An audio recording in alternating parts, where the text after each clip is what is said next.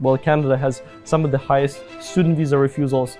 This year, 62% refused. Visitor visa, similar. So it's the highest refused visas in the world. My priority is helping Canada advance. And a scary thing that I found recently was this KPMG report that goes into AI literacy by country. So they ranked 47 nations by how AI literate they are, or how many people know how to use AI in the workforce. Can you guess which number Canada is on? At the bottom. So the most AI literate country right now is Nigeria, at 71% using AI in the workforce. I would be proposing to the Prime Minister to include AI education at elementary and secondary schools, so that children from the very start get AI literate. And I think that's something that all of the G20 members should embrace, and we already see it from China, where they've mandated AI education starting at 6 years old. Hello and welcome to Community Update. Today we are joined by Max Medyk, an influencer, TEDx speaker, and G20 Delegate. Based here in Halifax, Max leads ImmigrateAI Global, a platform that has built one of the largest communities of new Canadians with over 400,000 members across YouTube, TikTok, and Instagram, and even beyond. His passion is simplifying complex policies so everyday people can better understand how government decisions impact their lives. We are so excited here, Community Update, to hear from him about his journey, his role at the G20, and the work he's doing to empower Canadians with information. All right, Max, welcome to Community Update. Thank you so much. It's good to have you here indeed. And It's great I'm to kind be of here. curious indeed for what you're doing. It's so big out there as far as those numbers go. Tell me what really inspired you basically to have this platform and in Nova Scotia. Well, thank you very much for the kind intro. That was a lot of justice to me. I think that it all stems from my own immigrant journey, because I had gone through 3 immigration systems. Being originally from Ukraine, I went to high school in the States, then I moved to New Zealand, now Canada. So for the most of my life, I've been an immigrant. I know how challenging it is. When you're an immigrant, everything is new. It's a new country, new streets, new phone number that you have nobody on, nobody to call on that number.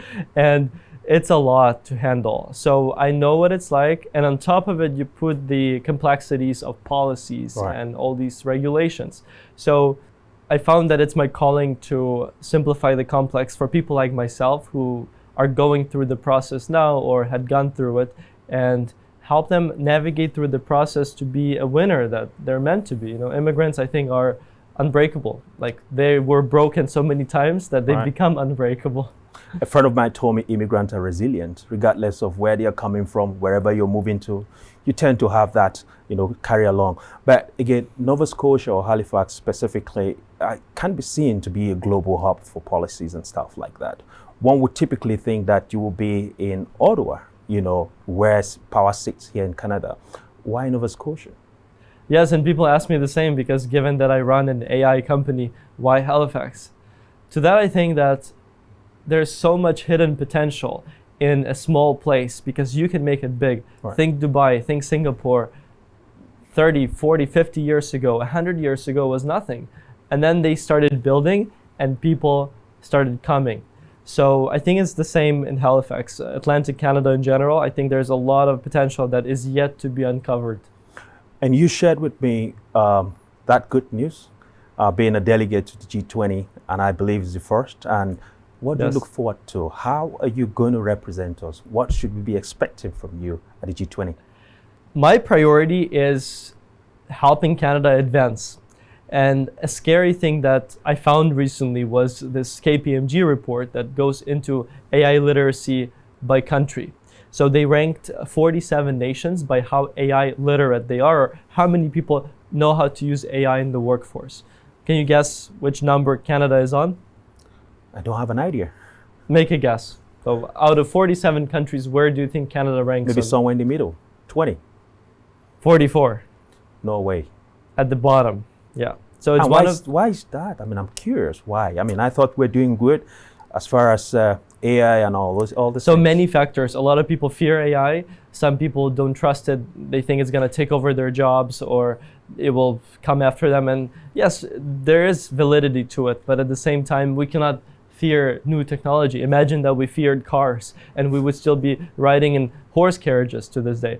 That's just ludicrous. So what I believe in is responsible deployment of AI, and that will be one of the priorities at the G20. As I run an AI company and I have some knowledge in that, I would be proposing to the Prime Minister to include AI education at elementary and secondary schools, so that children from the very start get AI literate.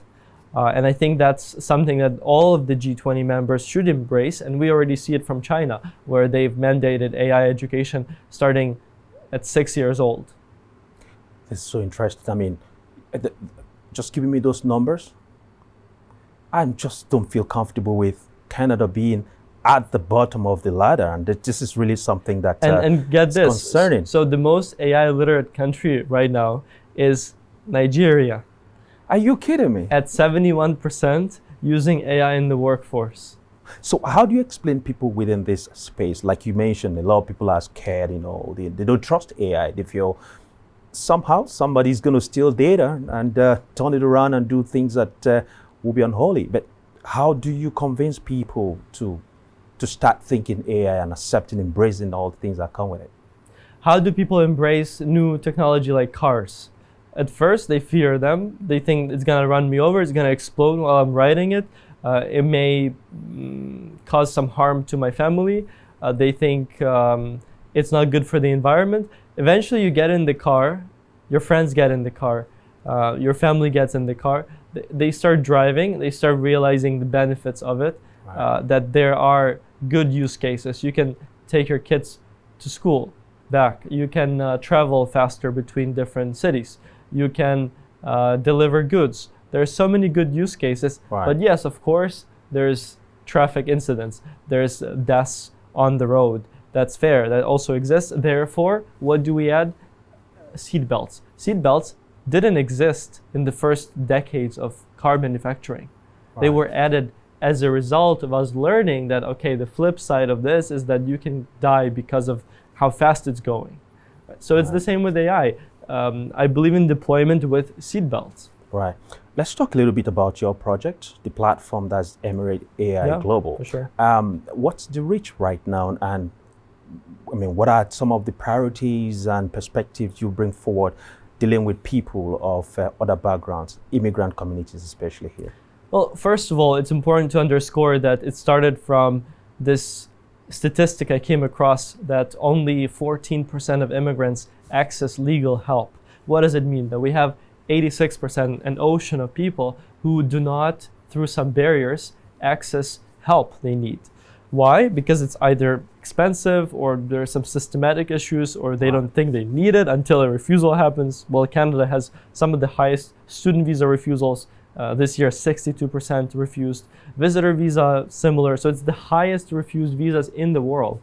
And people don't realize how tricky it can be. And those who realize it sometimes don't have the means. So I put together my lawyers and software developers and I told them, what if we built the TurboTax for immigration? What if we built an AI that would guide applicants in an affordable way? Right. And that is why we've been seeing success with really big adoption in 140 countries, 30,000 people who are benefiting from it in a way that it opens doors that before were inaccessible. And now the level of the playing field is becoming equal.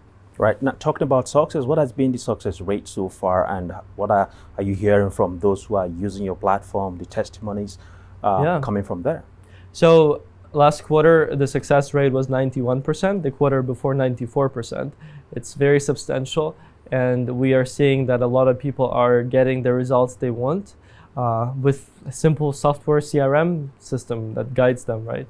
I think the numbers are good, but what's really impressive is stories that it affects. So one of the stories that I think is beyond impressive to me is the story of Fernanda. She's a Mexican student who applied with an immigration consultant from Mexico, paid $1,000, and she was refused, like many immigrants. Then the second time she tried on her own, and it was so much on the line for her. She had spent so much money on school. She had health issues because of the first refusal. So it was so much, and she got refused again. And the third time she goes on our platform, tries Student Visa Express, and she gets approved at $100. So 10 times cheaper than what she paid for that consultant. You're kidding me? And you also talked about a crane operator within town here who also had the experience, right? Yeah, so that's our new product. We have something for people inside Canada who are trying to navigate the system. Think immigrant nurses, construction workers. They're drowning in immigration paperwork while they could be taking care of patients, building houses we need. So a great example is Barris. He's a crane operator here in Halifax, works on one of those construction sites. He was able to get his PR with PR Compass, our new app that guides immigrants through the process. And basically, it's when that happens, I think to myself, wow, that worked. like you can't even like process what goes through my mind, because when you build something, you're like, okay, this is the goal, like this is what the product is supposed to accomplish. And when it actually happens, and when you see those people, real people who benefit from it, it makes me beyond happy. I feel that same way too. Can you elaborate a little bit around how businesses can also benefit from these consultants of immigration business related and all of those ones? What are you doing around there? Yeah, absolutely. So for businesses like colleges, universities, which are public, private, let's say businesses, it's not a secret that now immigration is a big topic for schools because they're bleeding revenue. They're losing millions of dollars across the country. Last year it was $1 billion lost in under-received international tuition revenues. Why? They blame the federal government for the student caps. But the real problem is not the student cap. It's that the student is not supported during this complex process. It's like, imagine you had to file taxes all on your own. No accountant, no TurboTax. Good luck. Like, I would mess up, you would mess up, most people would mess it up. It's the same with their student visa application. They mess it up even though they're real good students, but they need some more support. And how can colleges and universities support thousands of students? They cannot have a lawyer or a consultant for all of them. It's not scalable. Not scalable. What is scalable is an AI software. Right. They share the link, they go through the platform, and hopefully they do everything right so that their application is as strong as it can be. Right. And I know that most of the people who would be using your platform are mostly outside of the country, especially students and people who intend to come over here. But with the social media filled with misinformation and all of that, how do you ensure that information is credible and is the right one and is impactful as well? I believe information has to come from the source. That's why we often collaborate with various government leaders, ministers, premiers, and so on, to see what the policy is and help break it down into simple terms. You know, the best example of this is our collaboration with Minister Valdez that I shared before, that if you are an immigrant or a Canadian, doesn't matter, you want to start a business, it's difficult without money. You need some financing to get yourself started off the ground. There are a ton of grants from the government that support you, but people don't know they exist. So how do we make sure we cross that gap? Therefore, Minister Valdez and I did this collaboration where we talked about different grants accessible to various groups of entrepreneurs and where to access them, where to apply, so that they get information from the source, the information benefits them, and hopefully that information then creates value for people around them in their community if they were to start a business, let's say. You have over 400,000 members across different platforms, like we did mention at the start of this meeting. And we also know that they come forward with a lot of concerns, questions.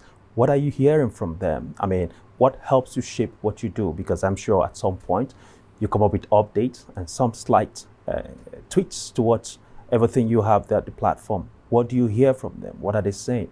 If we break it down into groups, let's say I have Canadians watching who are like multi-generational Canadians, and then we have immigrants. Those are two separate categories. So for a lot of Canadians, it's affordability.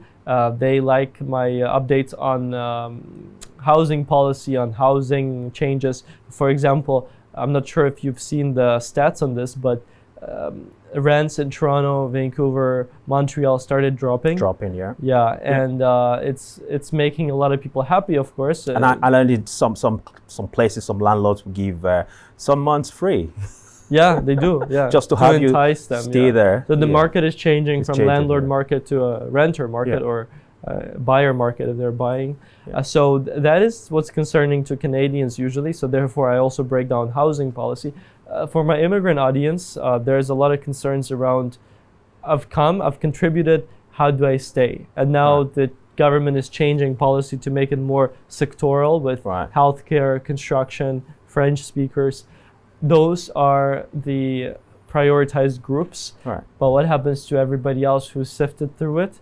Well, that's another question. I totally agree with you. We're going to be wrapping up real quick, Max, and I'd like to put these two questions into one. And one of them is, what next for ImmigrateAI Global? And your final thoughts to our viewers, if you would. We definitely want to make legal help accessible to everyone. No matter your income, I believe you should be represented in court equally to somebody with a lot of money. Or if you are going through some kind of application process, you should have the same shot as somebody with money for fancy lawyers. I think that's a no-brainer. That's what's happened already in so many industries. Even think about cars. Like before, cars were a luxury. Now there are so many options to buy a car. There's Uber that gives you car drivers, private chauffeurs, right? I think we're entering an era of equalization and equal opportunity. And I'm proud that ImmigrateAI Global and our team is leading that in legal tech, but I'm sure that there's many other applications for us, and I'm thrilled to be going to G20 to advance Canada's AI standing, to take us from that 44th place to somewhere higher. Absolutely. I think that's, we can only look to you and see how you represent all that at the G20. All right. Thank you. Max, thank you so much for coming. I appreciate and sharing it. your thoughts It was around great. Thank you. this subject.